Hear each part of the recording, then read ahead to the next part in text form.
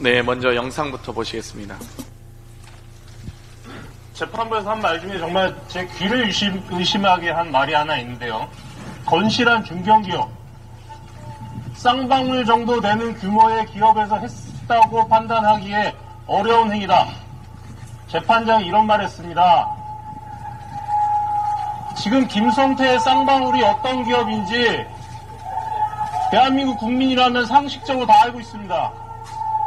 김성태의 정과 기록만 살펴봐도 김성태가 쌍방울이란 기업을 통해서 매입하라고 돈 번 게 아니라 무슨 짓을 해서 돈 벌었는지, 어떤 짓을 했는지, 쌍방울이 과연 견실한 중견기업인지, 김성태가 견실한 중견기업의 CEO인지 상식만 가져도 알 수 있습니다.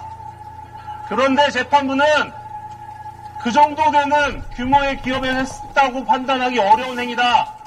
김성태는 정직하고 이화영은 거짓말쟁이다. 이걸 전제로 깔아놓고 재판을 했습니다.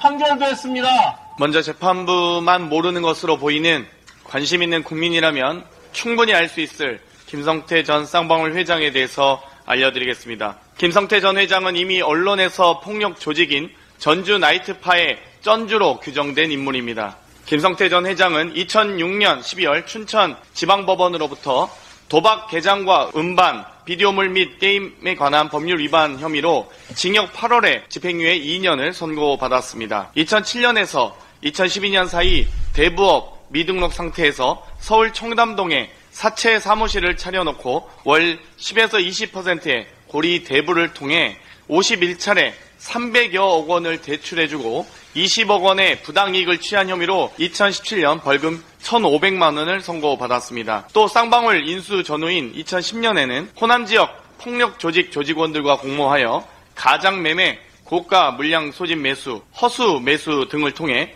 350억 원의 시세 차익을 획득하며 쌍방울과 유비컴 주가를 조작한 혐의로 2017년 2월 징역 3년에 집행유예 5년, 사회봉사 400시간을 선고받았습니다.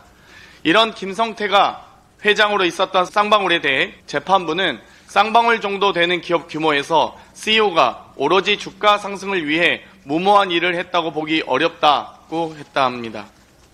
말을 돌려드리면 재판장 정도 되시는 분이 김성태가 어떤 전과가 있는지 어떤 인물인지 몰랐다고 보기 어렵습니다. 주가 조작으로 처벌받았던 CEO가 주가 조작을 하려 했다고 보기 어렵다는 재판부의 판결에 말문이 막힙니다.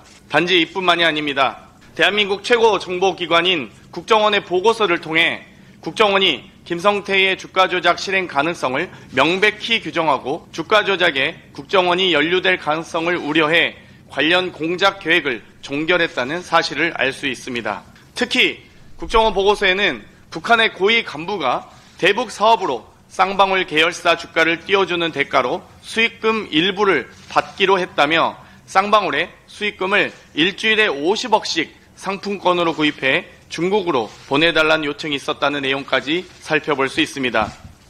이번 1심 결과만 놓고 보면 재판부가 국정원의 공적, 객관적 증거는 깡그리 무시하고 쌍방울의 주가 조작 혐의를 눈감아준 것으로밖에 볼 수 없습니다.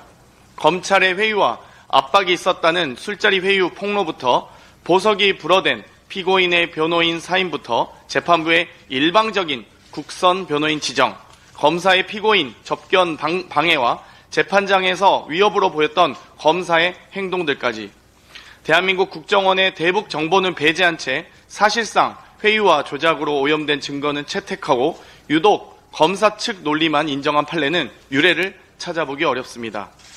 이제 쌍방울 사건 조작 수사는 국민적 관심사가 되었습니다. 국민이 납득할 수 없는 판결에 자칫 사법부에 대한 국민 신뢰가 저하되지 않을까 우려됩니다. 사법부의 국민의 눈높이에 맞는 자정 능력을 기다리겠습니다. 이상입니다.